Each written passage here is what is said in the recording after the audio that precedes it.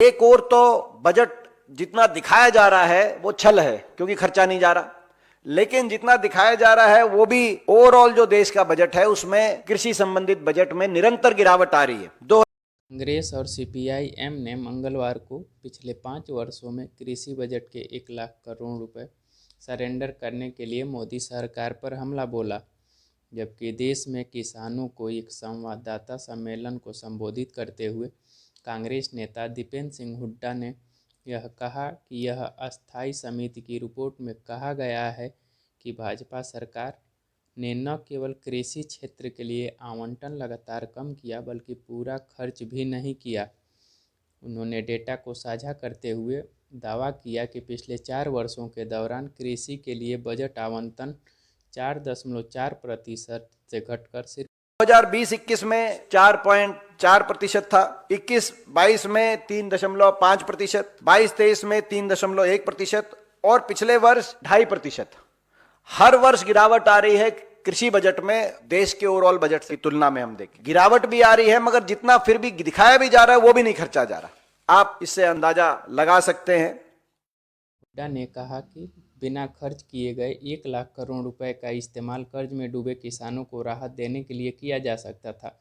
उन्होंने आशंका व्यक्त की कि यह राशि जानबूझकर कृषि पर खर्च नहीं की गई और बड़े कारपोरेट घरानों की ऋण माफी के लिए अतिरिक्त प्रावधान करने के लिए बिना खर्च किए वापस कर दी गई। उन्होंने यह भी कहा कि भाजपा सरकार पहले ही बड़े औद्योगिक घरानों को 14.5 लाख करोड़ रुपए का कर्ज माफ़ कर चुकी है, जबकि किसान कर्ज के कारण आत्महत्या कर रहे हैं। उन्होंने कहा यह पैसा सिर्फ कागजों पर दिखाया गया लेकिन खर्च नहीं किया गया।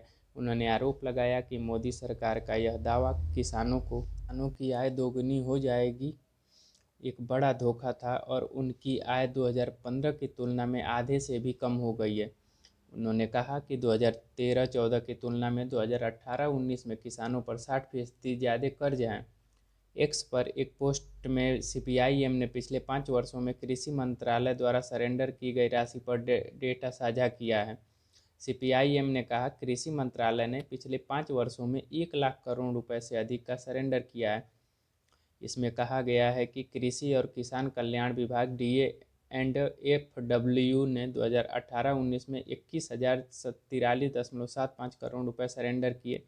2019-20 में 34,517.7 करोड़ रुपए, 2020-21 में 23,824.53 करोड़ रुपए और 2022-23 में 21,005.13 करोड़ रुपए। हुड्डा ने यह दावा किया कि एमएसपी की मांग भी पूरी की जा सकती थी, जिसके लिए किसानों ने आंदोलन भी किया था। देश के 80% किसानों को गेहूं पर एमएसपी नहीं मिलता और 76% किसानों को धान पर एमएसपी नहीं मिलता है।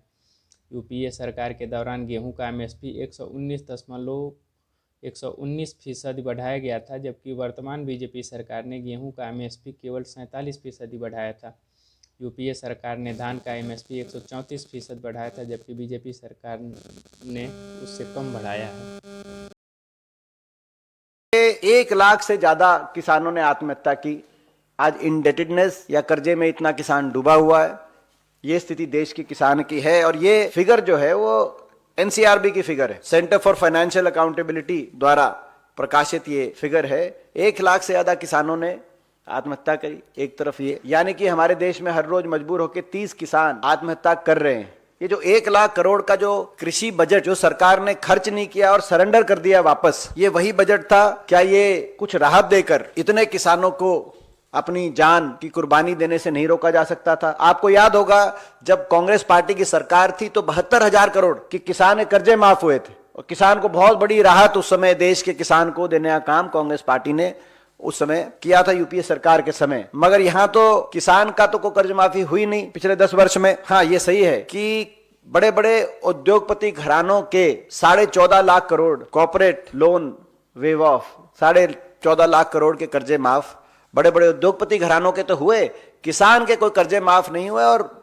उल्ट, जैसे मैंने कहा कि किसान कृषि संबंधित जो बजट भी था जो दिखाया गया, वो भी उस बजट में भी जो 1 लाख करोड़ खर्चा नहीं गया वो वापस हो गया, जिसमें से 21,000 करोड़ तो इस पिछले वर्ष का है।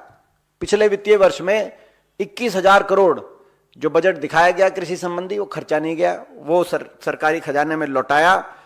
क्या सरकारी खजाने में इसलिए लौटाया जा रहा है कि कॉर्पोरेट के और कर्जे माफ हों और किसान पे और मुश्किल और यातनाएं आए?